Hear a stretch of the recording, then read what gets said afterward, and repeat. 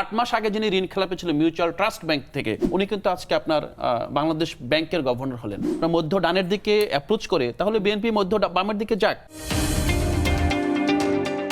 8 মাস আগে যিনি ঋণ খেলাপি ছিল মিউচুয়াল ট্রাস্ট ব্যাংক থেকে, আপনার 89 কোটি টাকা 2% আপনার রেয়াত দিয়ে সেই ঋণ খেলাপি থেকে মওকুফ পেয়ে এসেছেন মোস্তাক রহমান। উনি কিন্তু আজকে আপনার বাংলাদেশ ব্যাংকের গভর্নর হলেন। আমরা তারপরে বিএনপিকে সময় দিচ্ছি, কিন্তু এনসিপির ক্ষেত্রে আপনার এত খড়গহস্ত কেন? এনসিপি যেহেতু বলছিল তরুণদের দল, তরুণদের প্রতি সামাজিকভাবে আমরা কি একটু খুব ভালো বলেছেন আপনি ভালো বলেছেন। আমি এইটাও বলি যে দেখেন, আপনাদের প্রতি তো মানুষের অন্যরকম একটা আশা যে আপনারা নতুন করে সেই শাপলা কলির মতো যে কলি থেকে আপনারা শাপলা হবেন। আপনি আশা ছিল বলেন না, আপনি বলছেন আশা। হ্যাঁ, যে আমরা আশা করি যে কলি থেকে ফুল ফুটবে। আলাদী মহম্মদ কিন্তু দারুণ কথা বলেছে, আমার কাছে এটা খুব ভালো লেগেছে। সে হচ্ছে যে তার প্রতিবাদ, যেমন ধরেন যে মঞ্চে যে শাপলা কলি একজন নারীর হাতে তুলে দিতে হচ্ছে জামাতের আমিরের, এটা কিন্তু একটা বড় রকমের প্রতিবাদ। এটা আমার কাছে দারুণ লেগেছে, আমি এটা আগে এভাবে ভাবিনি। বলেন।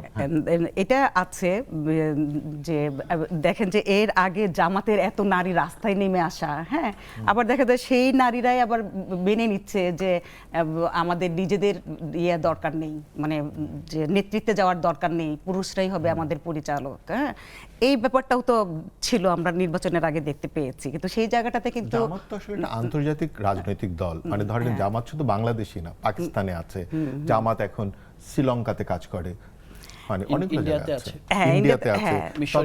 তবে জামাত হচ্ছে বাংলাদেশে যে রাজনৈতিক পজিশন পেয়েছে এইবার, এইটা সে আর কোথাও পাইনি এতটা।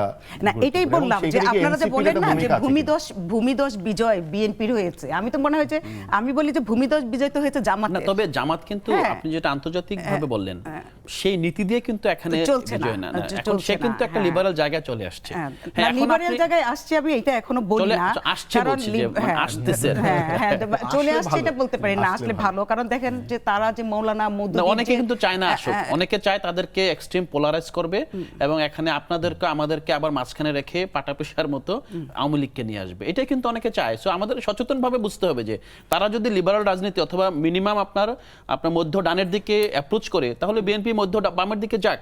কিন্তু বিষয়টা হলো যে রাজনীতিটা এখানে অ্যান্টি ফ্যাসিস্ট দলগুলোকে করতে হবে, এটা আমাদের একমত থাকতে হবে। এটা মাথায় রাখতে হবে যে এখানে কিন্তু মানে ধরেন আওয়ামী লীগ রাজনীতি করছে না, কিন্তু তারও কিন্তু সমর্থক একটা বড়, মানে এই যে গত 16-17 বছর যে তাদের যে বেড়ে ওঠাটা। আর একটা কথা হচ্ছে, যেমন ধরেন মানে আওয়ামী লীগ যদি আসেও তাতে ভয় কেন আমরা পাবো, আমার প্রশ্ন হচ্ছে এটা। মানে আমরা জনগণের কাছে যাব, আমরা বলছি যে এখানে যে বাইনারিটা দেখেন, আমাদের সবচেয়ে বড় সংকটকে, এই দেশের জনগণের বড় ট্র্যাজেডি কি, আমরা সব সময় আদর্শ নিয়ে লড়াই করছি, কিন্তু এর ফাঁকে জনগণের যে নিত্য প্রয়োজনীয় যে আপনার জীবন ধারণের জন্য যেটা প্রয়োজন সেটাকে কিন্তু আমরা রাজনীতি টেবিলে রাখতে পারি না। হ্যাঁ, আমি কিন্তু অ্যাপ্রিশিয়েট করি তারেক রহমানের যেই আপনার প্ল্যানগুলো, যে আপনার প্যাকেজ অ্যাপ্রিশিয়েট করি এই কারণে যে এখানে যদি আমরা এদিকে ফোকাস করতে পারি এবং বিরোধিতা যদি এটাই হয়, যদি আমি বলি যে ধরেন ঠিক আছে আপনি যে কমিটমেন্ট দিয়েছেন কতটুকু পালন করতে পেরেছেন, এটাতে আলটিমেটলি আমার নাগরিকটা বেনিফিটেড হবে।